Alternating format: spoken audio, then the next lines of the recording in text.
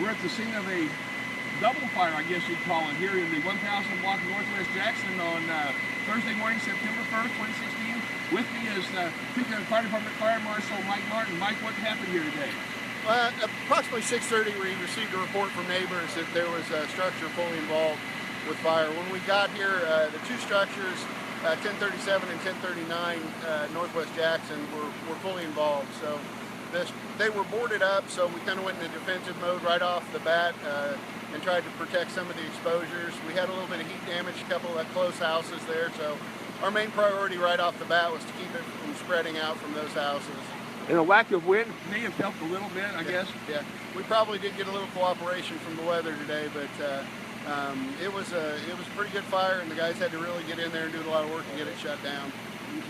Now I see it's still smoldering back here, and it's been an hour and a half or so. What happens from here, Mike? Well, from here, once we get it to where it's under control, we kind of slow down a little bit, and then safety becomes the ultimate priority. So we're doing what we can to get to those little pockets of fire and get them put out without putting our people at risk and getting them up into the structure unless we absolutely have to.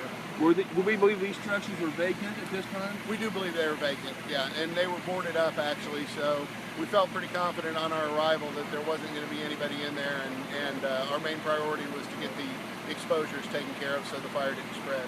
Okay, well, great job. It took a lot of hands on deck because there was two. It was kind of like two for the price of one today. Yeah, you know, in some of these older homes in this area, they're just so close together that, and that's one of the things with vacant structures is they'll get going for a long time before anybody notices it. So they had their hands full when they got here, but you know, you have a very professional fire department that took care of business. So. And one last thought. It just seems like we've had a rash of fires here in the last month and a half. Going back to that Fairlawn Green apartment, and then we've had a few tragic fires after that, and then a lot of the little house fires and something like this. It just seems like an awful lot of fires here lately. You guys are doing a great job keeping up with it. Well, I appreciate it, and I know the guys are getting a little tired around the edges. We've had a lot of stuff going, but you know, that's what we do, and we're going to do our best to make sure that everybody stays safe. Okay, Mike. Well, thanks again for your time. It's always a pleasure. Thank you.